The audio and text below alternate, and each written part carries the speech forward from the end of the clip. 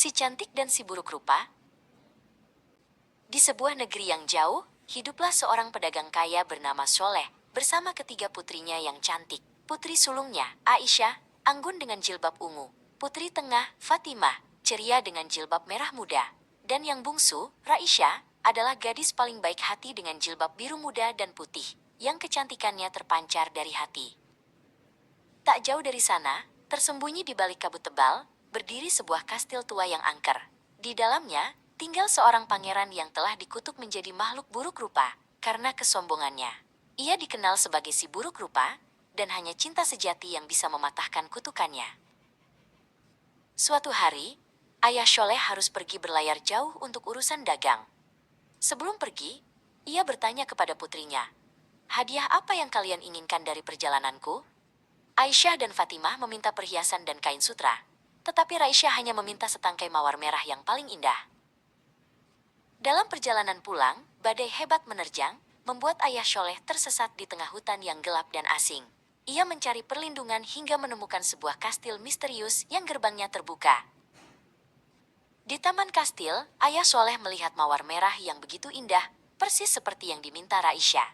Ia memetiknya, namun tiba-tiba, sesosok makhluk besar dan menakutkan muncul di hadapannya, marah karena mawar kesayangannya telah dicuri. Itu adalah si buruk rupa. "Kau telah mencuri mawar kesayanganku," geram si buruk rupa. "Sebagai gantinya, salah satu putrimu harus datang dan tinggal di kastil ini bersamaku." Ayah Sholeh sangat ketakutan, tetapi ia berjanji akan memenuhi permintaan itu.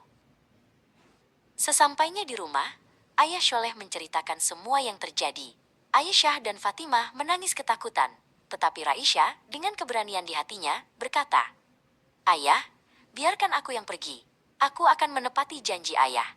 Dengan berat hati, Ayah Sholeh mengantar Raisya ke kastil. Di kastil, Raisya bertemu si buruk rupa. Awalnya ia takut, namun perlahan, ia menyadari bahwa di balik penampilannya yang menyeramkan, ada hati yang kesepian dan baik. Mereka menghabiskan waktu bersama, membaca buku, dan berbicara di taman.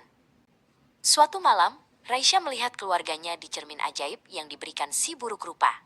Ia melihat Ayah Soleh sakit dan saudara-saudaranya merindukannya. Hatinya sedih, dan ia meminta izin untuk pulang sebentar. Si buruk rupa, dengan berat hati, mengizinkan. Dengan syarat ia harus kembali dalam seminggu. Raisya kembali ke kastil, menemukan si buruk rupa terbaring lemah di taman, hampir mati karena kesedihan. Dengan air mata berlinang, Raisya berbisik, "Aku mencintaimu." Seketika, cahaya terang menyelimuti si buruk rupa.